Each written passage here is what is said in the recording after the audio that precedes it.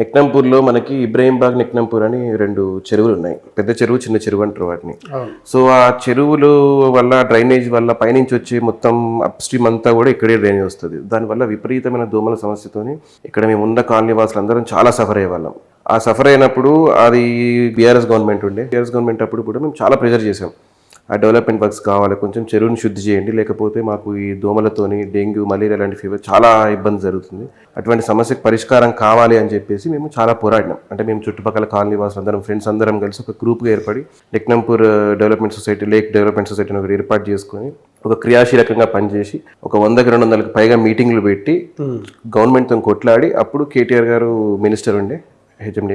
So ఆ కొట్లాడి మేము సాధించుకున్నాం. అది యాక్చువల్లీ అసలు ఆర్గనైజేషన్కి వచ్చారా లేకపోతే పార్టీలో లేదండి, నేను కంప్లీట్ ఇండివిజువల్గానే వచ్చాను. అప్పుడు ఇండివిజువల్గా మేము సొసైటీ తరఫున మేమందరం గ్రూప్ అందరం కలిసి నెక్నంపూర్ లేక్ డెవలప్మెంట్ అండ్ సొసైటీగా తీసుకొని మేము పనిచేసాం. అప్పుడు ఏ పార్టీలతో మాకు సంబంధం లేకుండానే పనిచేసాం. అప్పుడు అన్ని పార్టీలను కలుపుకున్నాం, అన్ని పార్టీల లీడర్లను కలుపుకొని పోయినాం, లోకల్ సర్పంచ్ అండ్ ఎమ్మెల్యే గారు, ఎంపీ గారు అందరినీ కలుపుకొని పోయి మేము ఆ పనికి డెవలప్మెంట్కి అప్పుడు 28 కోట్లు మేము చాలా కష్టపడి శాంక్షన్ చేసాం. అప్పుడు బీఆర్ఎస్ గవర్నమెంట్లో మీకు గుర్తుంటే అప్పుడు వాళ్ళు లేక్ డెవలప్మెంట్ సొసైటీస్ అని, లేక్ డెవలప్మెంట్ దానికి సీఈఓ భారతీ హోలికర్ గారిని సీఈఓగా పెట్టి సీఈఓ ఆఫ్ లేక్స్ అని చాలా పెద్ద ఆర్గనైజేషన్. అదంతా జరగడానికి కూడా పునాది మేమే.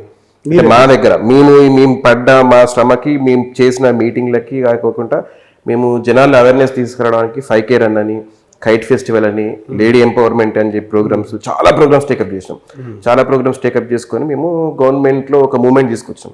అప్పుడు ఎంపీ విశ్వేశ్వరరెడ్డి గారు ఉండే, బీఆర్ఎస్లో ఉండే, ఎమ్మెల్యే గారు ఉండే, ప్రకాష్ గౌడ్ గారు ఉండే, కేటీఆర్ మినిస్టర్ ఉండే, ముగ్గురిని కోఆర్డినేట్ చేసుకొని చాలా కష్టపడితే మేము చేస్తే ఫస్ట్ శాంక్షన్ అయింది మాదే. 28 కోట్ల రూపాయలు శాంక్షన్ అయింది. శాంక్షన్ అయిన తర్వాత వాళ్ళు డ్రైన్ డైవర్షన్ పనులు కూడా మొదలు పెట్టారు.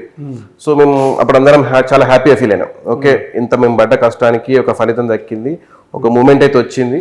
ఎందుకండి అవేర్నెస్ ఎలా వచ్చింది? ప్రాపర్గా ప్రభావం ఉందా? ప్రభావం అంటే ఏం లేదని మా ఫాదర్ ప్రభావమే. నేను యాక్చువల్లీ మాది వరంగల్ ప్రాపర్. మా ఫాదర్ వరంగల్ ఎక్స్ జిల్లా పరిషత్ చైర్మన్ చేసింది, స్టేట్ సివిల్ సప్లైస్ డైరెక్టర్గా చేసిండ్రు. అయినా కానీ నేను రాజకీయాలకు నేను దూరంగానే ఉండేది, నా పని నేను చూసుకుంటే వరంగల్ జిల్లా పరిషత్ చైర్మన్ చేసిండ్రు.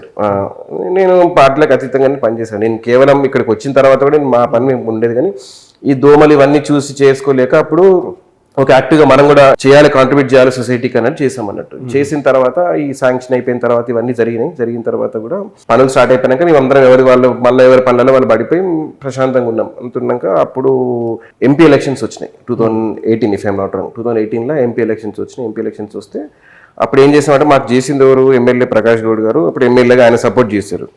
ఎంపీగా కొండ విశ్వేశ్వరరెడ్డి గారు చేశారు. అప్పుడు మేము ఏం చేసినాం, అప్పుడు అందరూ అంటే సొసైటీలు అందరూ ఏంటంటే అప్పుడు ఎమ్మెల్యే గారు చేసిందని ఎమ్మెల్యే గారికే సపోర్ట్ చేసింది చాలా వరకు. దాని తర్వాత ఎంపీ గారు వచ్చిందని చెప్పేసి ఎంపీని పార్టీ మారారు విశ్వేశ్వరరెడ్డి గారు. ఆయన కాంగ్రెస్ పార్టీలోకి వచ్చారు. కాంగ్రెస్ పార్టీలోకి వచ్చినప్పుడు అందరం ఆబ్వియస్గా మాకు పనిచేసే వాళ్ళకే చూస్తాం, పార్టీలతో మాకు సంబంధం లేదు. ఆయన మాకు పని చేసిండు కదా అని చెప్పేసి మేము అందరం కూడా అంటే most majority people travelled with Vishweshwar Reddy గారు. కానీ మీకు పనిచేసింది బీఆర్ఎస్ పార్టీ కదా అప్పుడు? తప్పకుండా, అందుకే కదా మేము అప్పుడు ఎమ్మెల్యే గారికి ప్రకాష్ గౌడ్ గారికి చేసింది అందుకు కదా మేము. అంటే ఇప్పుడు పార్టీలకు సంబంధం లేకుండా మా ఆర్గనైజేషన్ అప్పుడు మాది, మాకు పార్టీ ఏ పార్టీతో సంబంధం లేదు. అప్పుడు చేసింది ప్రకాష్ గౌడ్ గారు కాబట్టి స్టేట్ ఎలక్షన్స్ తప్పకుండా ఆయనకు చేసినాం. దాని తర్వాత ఎంపీ ఎలక్షన్లు వచ్చేసరికి విశ్వేశ్వరరెడ్డి గారు చాలా కష్టపడ్డారు దానికి. అంటే ఆయన సొంత ఫండ్స్ కూడా ఖర్చు పెట్టి మాకు కొంచెం డెవలప్మెంట్ పనులు చేసిండు కాబట్టి మేము ఆయనకు సపోర్ట్ చేసాం. చేసినప్పుడు ఏమైందంటే ఇది ఒక కక్ష సాధింపు చర్యలాగా కేటీఆర్ గారు దీన్ని చాలా పర్సనల్గా తీసుకున్నారు. పర్సనల్గా తీసుకొని చాలా అంటే అత్యద్భుతంగా అవుతుంది మా లేకు అన్న ఆశని నీళ్లు పోసేసి ఆ లేక్ పనులన్నీ ఆపేశారు. ఎందుకు ఆపారని చాలా ఫాలోఅప్ చేసినాం. ఎంత ఫాలోఅప్ చేసినా ఎవరి దగ్గర రెస్పాన్స్ లేదు. కారణం మీరు ఇటువైపు రావడమేనా? ఇటు నేను రావడం అని కాదండి, మామూలుగా ఏంటంటే హీ ఫెల్ట్ ఏంటంటే చీటెడ్. అంటే నేను ఇంత చేసినా కదా, ఆయన మాకు ఎంపీ ఎలక్షన్ లో మాకు ఓట్లు వేయలేదు. ఎందుకంటే that was very tight election. Hardly 10,000-12,000 Ranjith Reddy garu గెలిచిరు ఆ రోజు. చాలా టైట్ ఎలక్షన్ ఉండేది. సో ఆ టైంలో ఏమైపోయిందంటే maybe they took personal, I'm not wrong, అంటే నేను పోయి పర్సనల్ చూసింది ఏం లేదు, కానీ మేబీ పర్సనల్ తీసుకున్నారేమో, ఇంత మేము చేస్తే గవర్నమెంట్ నుంచి ఇంత సపోర్ట్ చేస్తే మాకు చేయరా అని చెప్పేసి. అది కాకుండా కూడా ఇంకో సమస్య ఏముండే అంటే బీఆర్ఎస్ పార్టీ మొదటి నుంచి కూడా మణికొండ మున్సిపాలిటీ వీకే ఉండే, అంటే అంత స్ట్రాంగ్ ఎప్పుడూ లేదు. నాకు 2 విలేజ్ నెక్నంపూరు, మణికొండ అట్లాగే ఉంటుంది ఫస్ట్ నుంచి కూడా అలా ఉండే. సో ఆ రీజన్ అనుకోండి, అంటే రెసిడెంట్స్ గ్రూప్ అందరూ ఇట్లా చేసింది అనుకోండి, what ever may be the reasons, they stop bills, they stop works, కంప్లీట్గా ఆపేసిండ్రు, ఎక్కడికక్కడ అన్నీ ఆపేసిండ్రు, లేవు. మళ్ళీ మొదటికి వచ్చింది, చెరువు అంతా డ్రై చేసినాం. డ్రై చేసి డ్రైనేజ్ నీళ్ళంతా బయటకు పంపించి డీస్టిల్టింగ్ కూడా జరిగింది. అది జరిగినాక మళ్ళీ అక్కడ యాక్చువల్లీ రాక్ ఫిల్ బ్రిడ్జ్ లాంటివి కట్టి ప్యూరిఫైడ్ వాటర్ లేక్లోకి రావాలి. అవన్నీ కూడా మొత్తం ఆపేసిండ్రు, పనులు లేదు. మేము ఆ గవర్నమెంట్లో 4-5 years మళ్ళీ స్టార్ట్ చేసినాం ఫాలోఅప్.